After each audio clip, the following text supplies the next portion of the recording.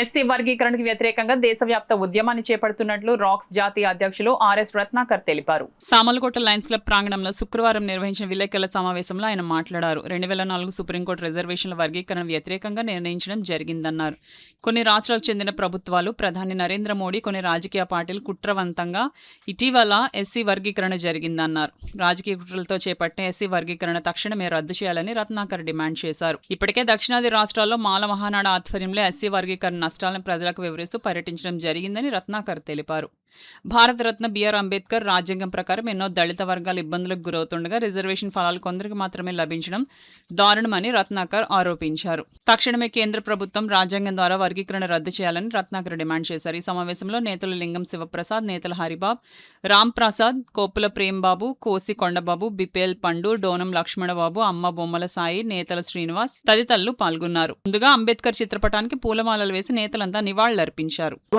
నిజంగా నానా పులి వచ్చే కథలో పులి వచ్చినప్పుడు ఎవడో లేడు, పులి రాకముందు ఇదిగో వస్తున్నాను అది వస్తున్నాను అనేటటువంటి పరిస్థితులు ఉన్నాయి. కాబట్టి మిత్రులందరూ కోఆపరేట్ చేయాలని చెప్పి కోరుకుంటున్నాను. Okay, bye.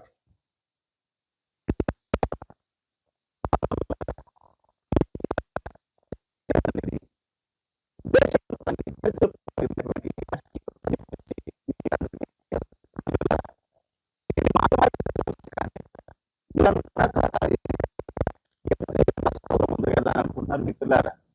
దళిత జాతిని సమూలంగా నాశనం చేసేటటువంటి దేశవ్యాప్తంగా కుట్ర అనే విషయాన్ని ఈ సందర్భంగా మీకు తెలియజేస్తా ఉన్నాను మిత్రులారా.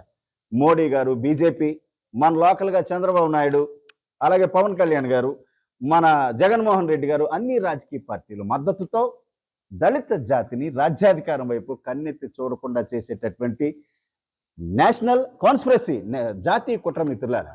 దళితులకి ఈ దేశంలో చాలా సమస్యలు ఉన్నాయి. అవన్నీ రెగ్యులర్గా మనం పోరాటం చేస్తున్నాం ఎక్కడికక్కడ. కానీ ఇది దళిత జాతి మొత్తాన్ని లేపేసేటటువంటి కార్యక్రమం కాబట్టి I have taken this issue very seriously मित्रुलारा. भाई बहनों सुनिए, देश भर में सभी राजनीतिक पार्टियां दलितों की एकता को कमजोर कर रही है. इस पर हमें सभी को मिलकर लोकतांत्रिक लड़ाई करनी चाहिए. भाई बहनों, लड़ना है, लेकिन हम इस देश में हमारा अस्तित्व खो देंगे. भाई बहनों, మోడీ గారికి మనం అదే చెప్తున్నాం.